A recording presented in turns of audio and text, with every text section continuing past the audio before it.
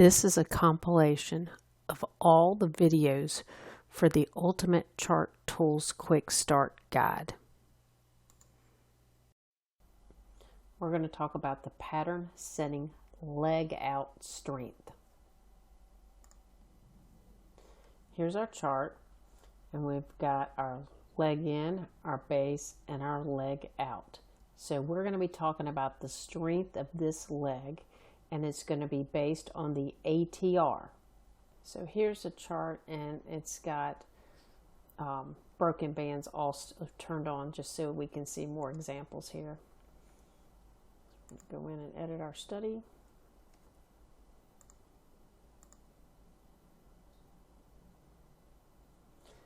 And so we're going to go down to the pattern settings. We'll have to do that for each of the four pattern types. And the default is set to 1.25, and we're going to change the default setting to 1.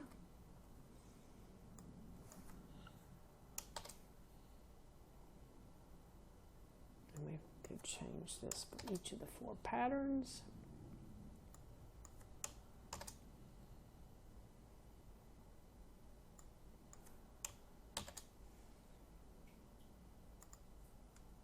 And we'll see how that looks. Okay, so you can see definitely right here it added bands here.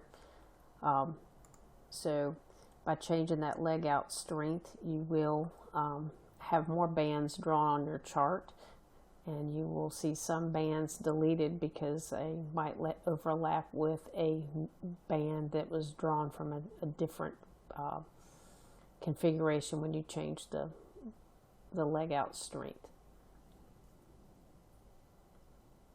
So hopefully that will help you understand how that feature works and how it will make a change to the bands drawn on your chart. We're going to be talking about pattern setting leg in strength. Okay, we have our chart here, and we have broken bands turned on just so we can see a few more examples as we make the changes. So we're going to be talking about the leg in setting.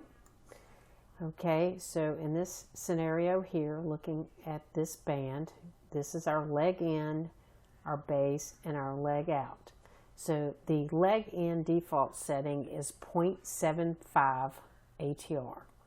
So let's see what happens when we make a change to that and how it affects the number of bands on the chart. Let me get this chart set up a little better so we can get a few more.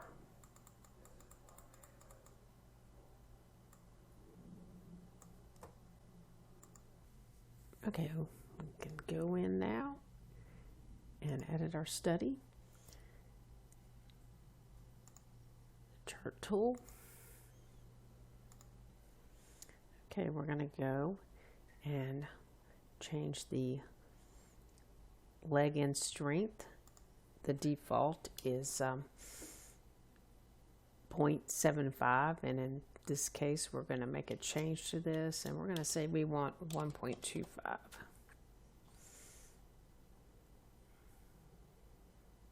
have to do that for each of the patterns.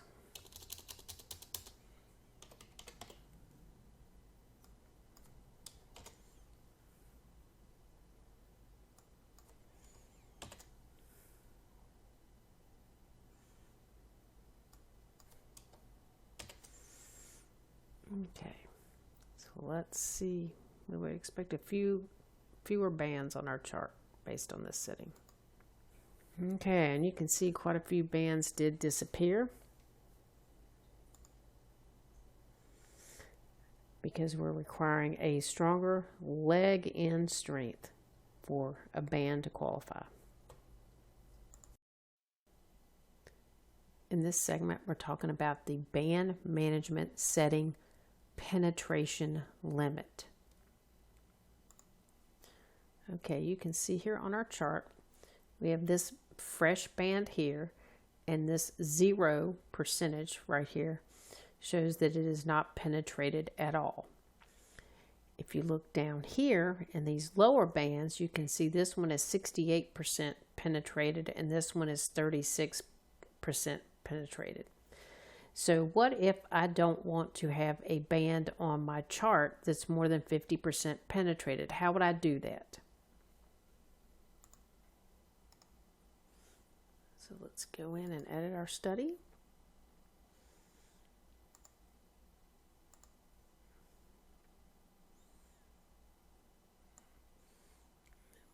Go down through the pattern settings. Okay, so right here we have band management settings, and the penetration limit, this can be 0 to 100. So we're going to put in 50, obviously, since we want it to be, anytime it's 50% penetrated, we want those bands to be removed from our chart.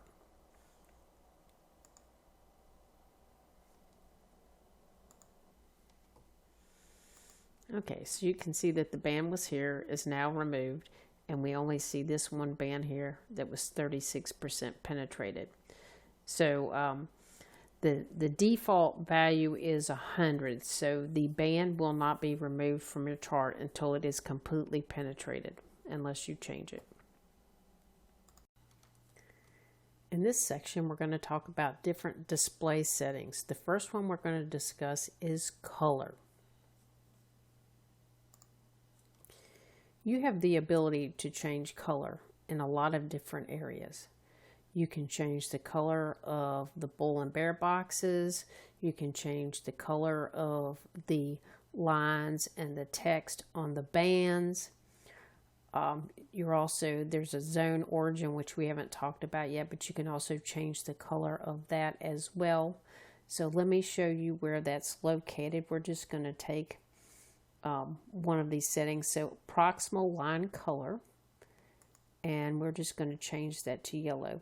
And you'll notice this pound sign 17, that's a comment afterward that shows only in here. You don't have to leave that number in. You can, it doesn't do anything, but it's just there for you if you want to know which setting number it was. So I'm going to change the proximal line color in this case to yellow. Now you do have a lot of options, and there is a basic settings reference file that you'll be getting, and it will have a link to all these different colors, but this is just to give you a quick idea. There's a lot of options, so you can be very creative. So I'm going to change that to yellow. Actually, I'm doing that in data feed 1, so let me cancel this and pick the right data feed.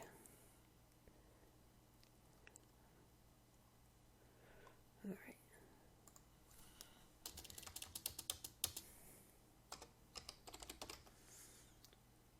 All right. So now you can see my proximal line has been changed to the color yellow. So this can be a handy feature, especially depending on your vision and the variation in your different monitors, to be able to choose different colors. In this section, we're going to talk about the display setting of transparency. Depending on your settings, you may decide that you want to change the transparency in your bands, or your bull and bear boxes, or even the transparency of a line or any text that is on the screen. So let's go do an example of that.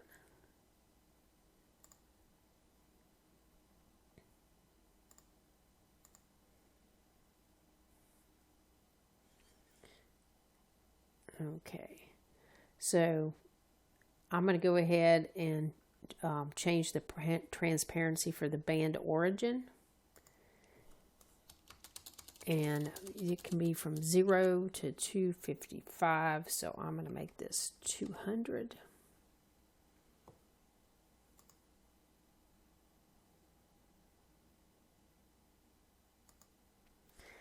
And you can see here that's the band origin. That's showing you the the base that created the band, and you can see now that that's a lot bolder than up here where it's more in the background.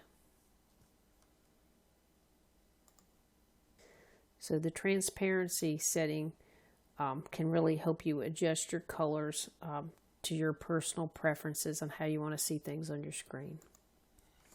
In this next session, we're going to talk about the display setting of font size. You can change the font size for your proximal and distal of your bands. So let me show you where to do that.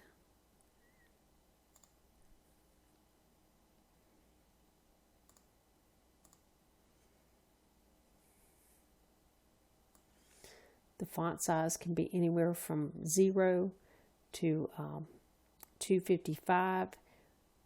In this case, your default setting is 10, and here is that feature. And I'm going to change it to 14 for this exercise. And then that's the proximal, and you can see that the distal font size is right here.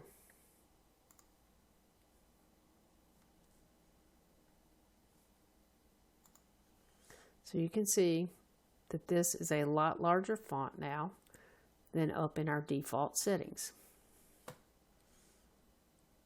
So that can be very handy as you adjust your charts to your specific needs.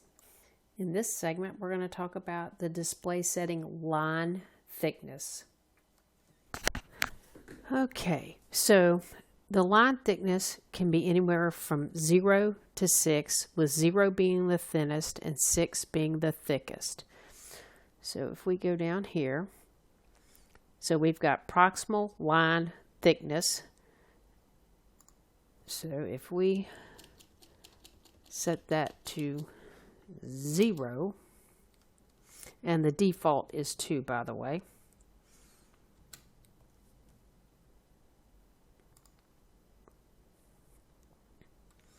And now you can see that this is a lot thinner line down here. So that can be handy for managing your charts as well. And just real quick, make sure you know where, so this was the proximal, and then we have the distal line thickness here. So those are your two areas.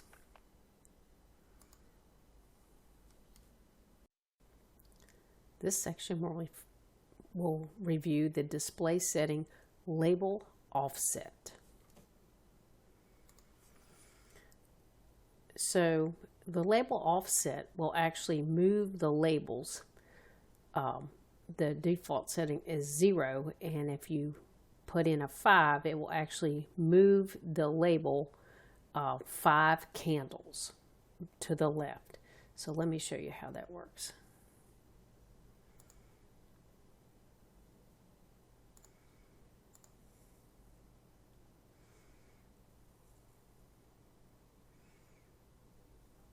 So here's your proximal label offset. I'm going to change that to 5. And you also have that capability on the distal label.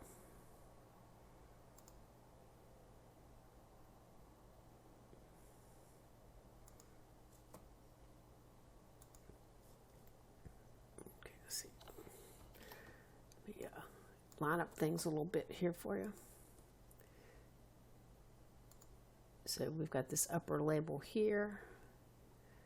Actually, we've got to move it for the distal label.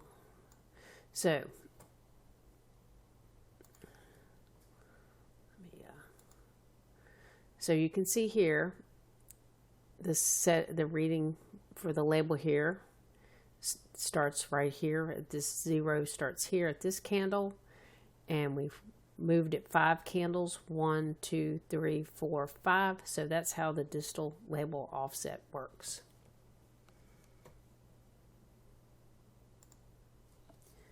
The next display session that we're going to talk about is the broken band labels. You can see that broken bands are turned on the lower section, and you can see the labels. And in some cases you may not want those labels just because they create a lot of clutter on your screen, so you can go in and edit to take those off.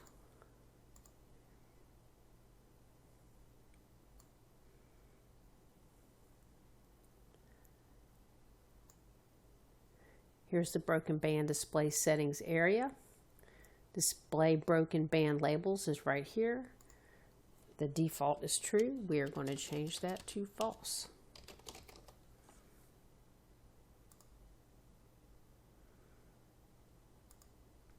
And now you just see the broken bands without the labels, giving you a little cleaner look on your screens.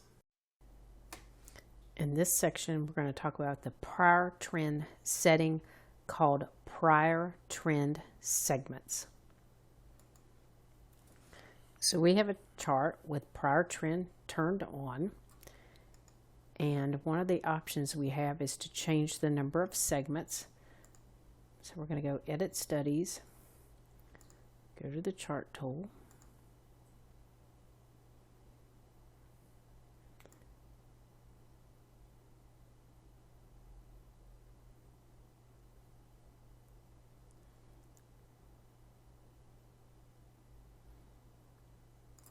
okay, so right here we have a setting for prior trend segments. The default is 3, but if we wanted to break this up into, say, 25% instead of thirds,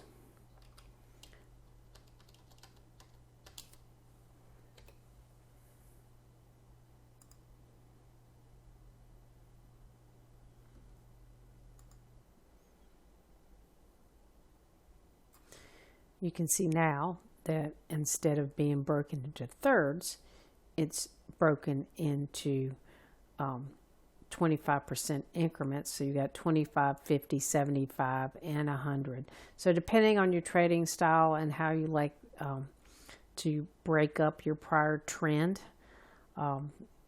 we have that feature so that you can determine the number of segments.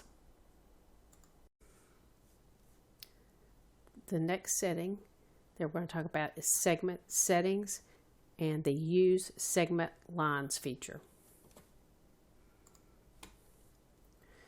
So on our charts here, we've got our default here and the one we're modifying here on the second feed. And let's say that you do not want the bull and bear boxes, that you would prefer these to be lines. You can go into the study.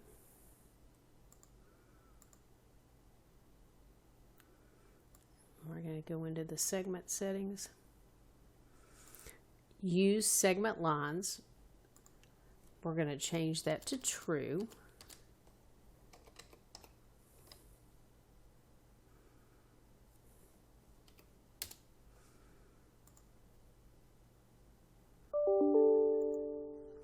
And now you can see that we have lines drawn instead of the boxes.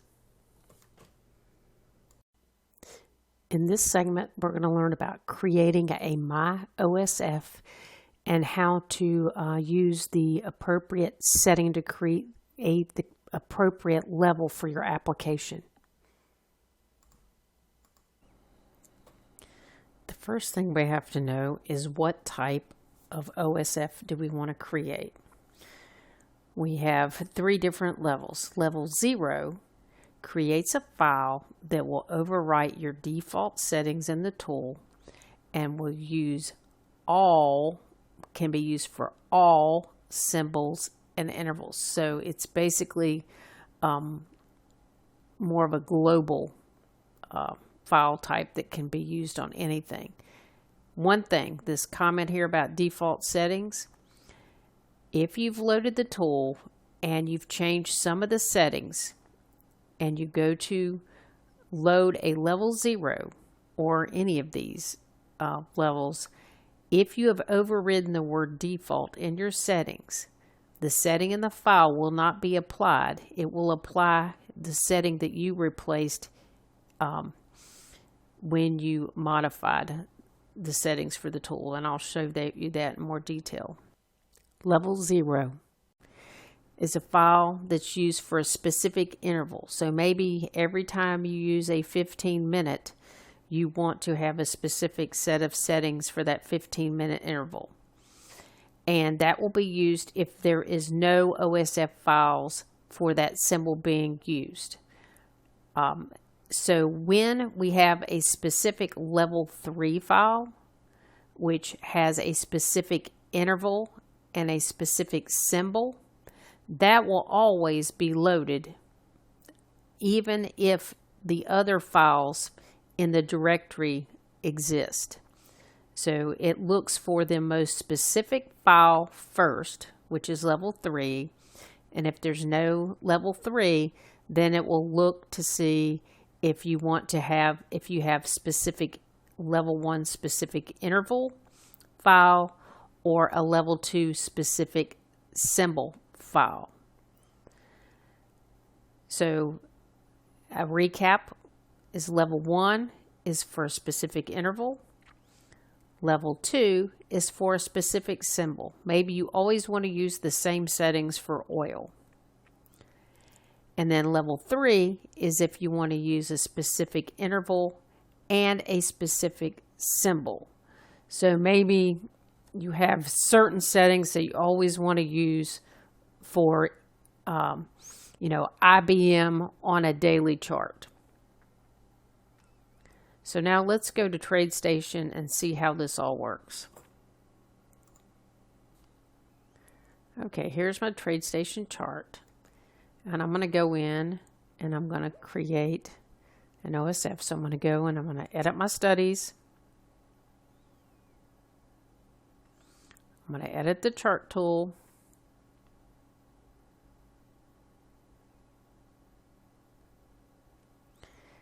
And I'm going to go down here to the bottom.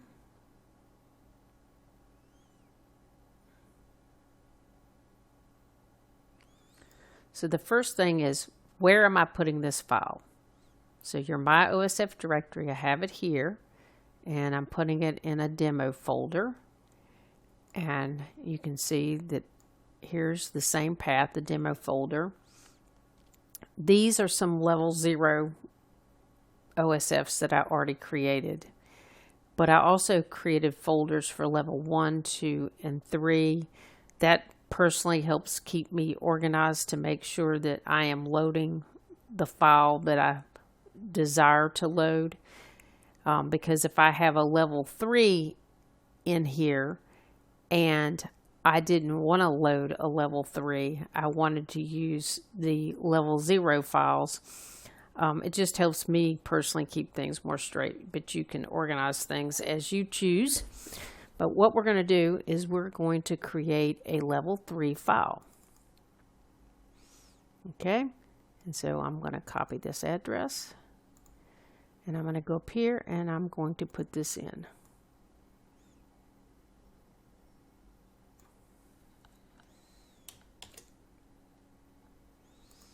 Okay, so now I've got my path in. Now I'm going to go down here to the creation settings and I want to create a level 3. I want to create rules, skins, and miscellaneous. And then I'm going to go down here and I want to,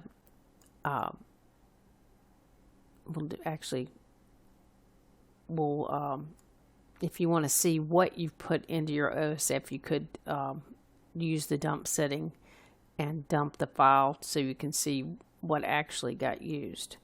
So we'll just go ahead and set that to true. Now let's go back up here and make a few changes. Okay, so I made a few changes here. I said I want to get rid of my swing highs, swing lows, my prior trend, my basing candles, and I'm going to go down here and change my band creation method to 5. And now I'm ready to generate my OSF.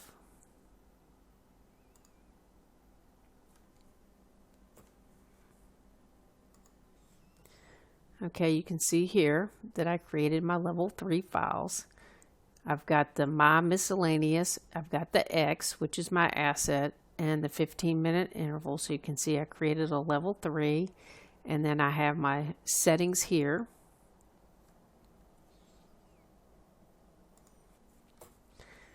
Now we can see that we have our band creation method of 5, and we can go down and verify that we turned off the things that we wanted to turn off. We turned off our prior trend, for example, and we turned off our basing candles. We won't go through them all for the sake of time, but you can see that we've got our settings collected here.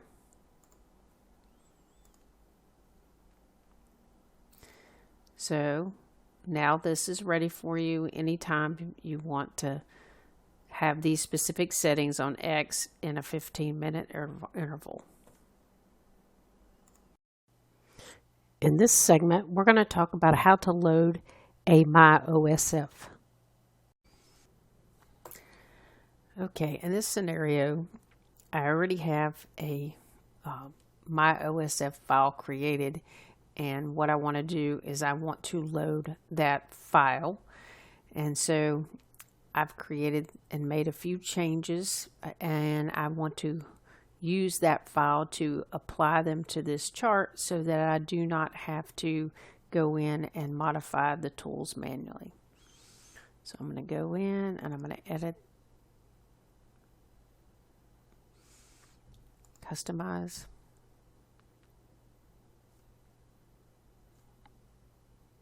So as you can see, the tool is here. I've got it ready to customize, and if you notice that all my settings are set at default,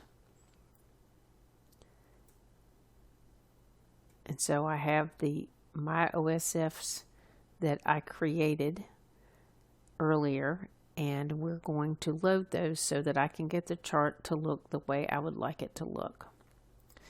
So the first thing is I have already set my directory where my files are located, and I will show you that quickly. So here's my files, and these are generic files that can be loaded on any asset in any interval, and you know that because it doesn't specify an asset or an interval in the name.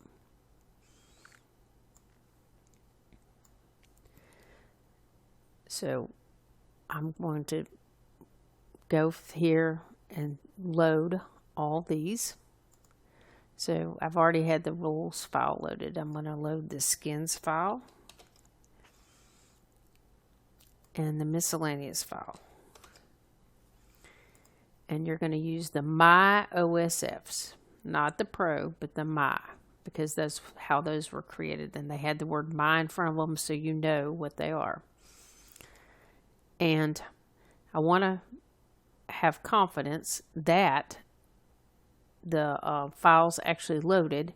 So I am actually going to dump my settings. So I have that set to true. I'm going to send them to a file. It's going to be a CSV, and I'm actually going to dump it. And see, here's my dump location. But I want to change that so that actually it is already set. It's going to go into the demo file. Because I want to dump it into the same location as my OSFs, just so that I can keep things straight and know what files go with which OSF files. So let's hit OK, and that'll take a second to load. Okay, so you can see here that it did a dump file. And it shows that it was for X on the 15-minute interval. And now I'm going to look at the information on that. And I'm just going to expand this. And you can see here, it has a place for different OSF files to be loaded, because you can load up to 6 at a time between the My OSFs and the Pro OSFs. And so you can see that it confirms that it loaded my rules, my skins, and my miscellaneous. So this is a good way to validate that your OSF files did get loaded, especially in the beginning as you're learning the different types of OSF files and making sure that you've got things pointed to the right directory. And I can see that, yes, my band creation method of 5 that I wanted is in there. And these are all the some things I turned off. I turned off the basing candles so I can validate that, yes, that's off. And I will actually be able to also see that on the log. So let me close this. Okay, now you can see that my chart looks very different. I don't have the swing highs, swing lows marked. I don't have the basing candles marked, and my OSF has been loaded.